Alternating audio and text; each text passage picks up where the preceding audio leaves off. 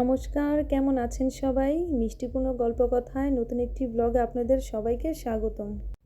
সকালে খাবারের পর সবাই মিলে একটু গল্প করছিলাম, এদিকে বাচ্চারা খেলছিল। আর এই দেখেন পূর্ণবের অবস্থা, বানরের মতো ঝুলতাছে। তো এদিকে দুপুরে রান্নার সময় হয়ে যাচ্ছে, তো ভাবছিলাম যে কি রান্না করব। তো ভাবলাম লুচি আর মাংস কষা করব। যেই কথা সেই কাজ। আর এইদিকে দেখেন এর কি অবস্থা, যখনই ভিডিও করতে যাই ও এরকম করে। তো সবাই মিলে বাজারে গিয়ে সব কিছু কিনে নিয়ে আসলাম। যদিও মাংস কষা করতে চেয়েছিলাম, অনেকে আছি বলে মাংসের ঝোল রান্না করব। তো এদিকে তো আমার মাংসটা ভালোভাবে সব কিছু দিয়ে মেখে নিচ্ছে। মেখে নিয়ে বেশ কিছুক্ষণ রেখে দেবে। আচ্ছা বলুন তো, মাংস কষা মাংসের ঝোল কি দিয়ে খেতে ভালো লাগে? আমার তো লুচি রুটি দিয়ে খেতে ভালো লাগে। এদিকে প্রথমে আলু ভেজে নেব, ভাজা হয়ে গেলে উঠিয়ে নেব। এদিকে বোন লুচি করার জন্য ময়দা মেখে নিচ্ছে, মেখে কিছুক্ষণ রেখে দেবে। এই কাজটা সবসময় বোনই করে।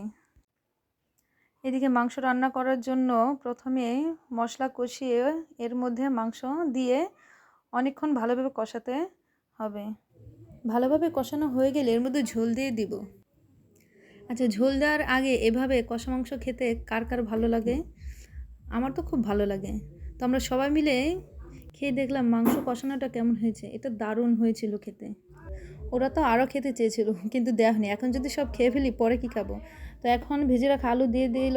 এখন আরেকটু কষিয়ে তারপর এর মধ্যে ঝোল দিয়ে দিবে। তো কষানো হয়ে গেছে।